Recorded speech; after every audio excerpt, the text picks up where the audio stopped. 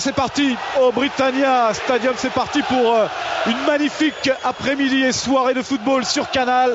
Arsenal tenu en échec sur sa pelouse le week-end dernier se doit de réagir très vite pour éviter de revivre le cauchemar de la saison dernière où les Gunners avaient dû attendre la 4e journée pour s'imposer.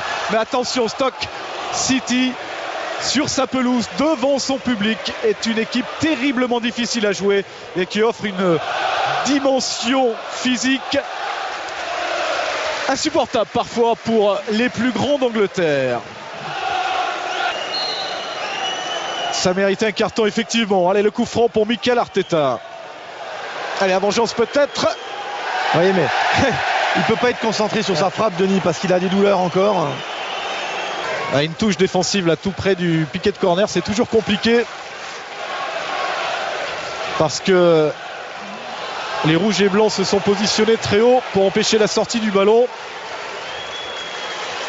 Et c'est très bien fait de la part et de Cazorla et de Jenkinson avec Arteta. Allez, provoque.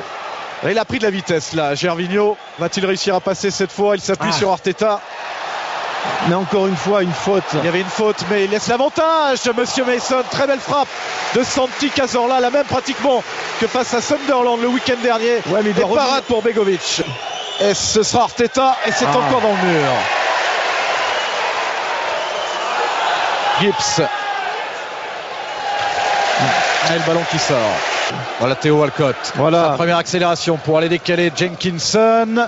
Oh, ça profite à Abou Diaby. Cette erreur de Robert Root. Et il n'a pas pu cadrer. Il n'a pas pu cadrer Abou Diaby. Ils sont tendus les supporters des Gunners. C'est pour cause. Ils connaissent l'habilité et l'efficacité dans ce domaine. Tout dépend du coup de pied maintenant. S'il frappe bien. C'est bien frappé. Stoke City avec Kylie repoussé par Mertesacker. Palacios.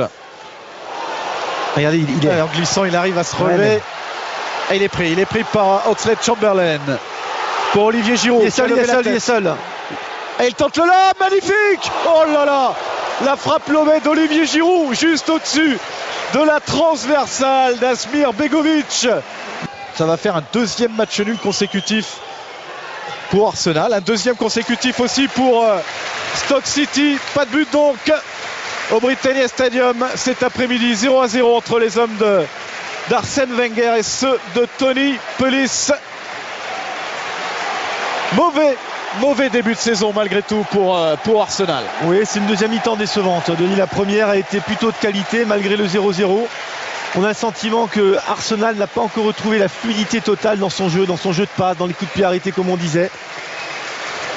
Maintenant, je crois que le point positif, c'est quand même l'heure de jeu de Podolski, qui a été assez rassurant par rapport à son premier match. Olivier Giroud a fait des choses intéressantes dans les duels, offensifs notamment. Après, il doit encore travailler un petit peu la justesse technique. Et Cazorla a été un petit peu moins en vue quand même que le premier match, mais c'est quand même le maître à jouer de l'équipe d'Arsenal.